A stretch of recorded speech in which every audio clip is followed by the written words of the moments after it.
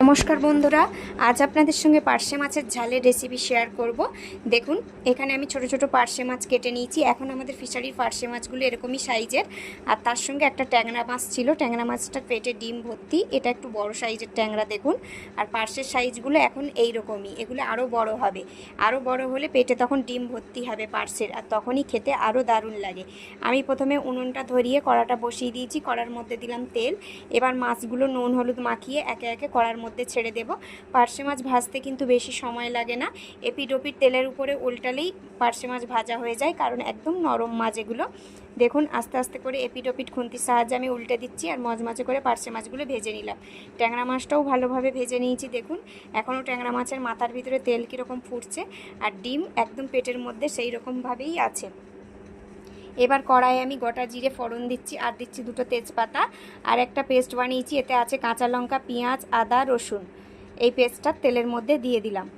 এই পেস্টটার মধ্যে দিচ্ছি এবার হলুদ গুঁড়ো, আর দিচ্ছি নুন। হলুদ গুঁড়ো আর নুন দিয়ে এই মশলাটা খুব ভালো করে কষিয়ে নিতে হবে।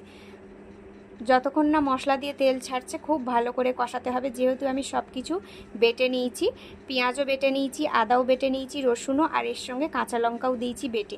এবার একটু কালার হওয়ার জন্য লাল লঙ্কার গুঁড়ো দিচ্ছি, আর দিচ্ছি জিরে গুঁড়ো, আর দিচ্ছি ধনে গুঁড়ো।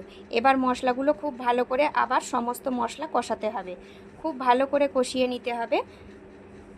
এর মধ্যে অল্প একটু সামান্য পরিমাণ জল দিয়ে আমি মশলাটা খুব ভালো করে কষে নিচ্ছি, যাতে কড়ার মধ্যে লেগে না যায়।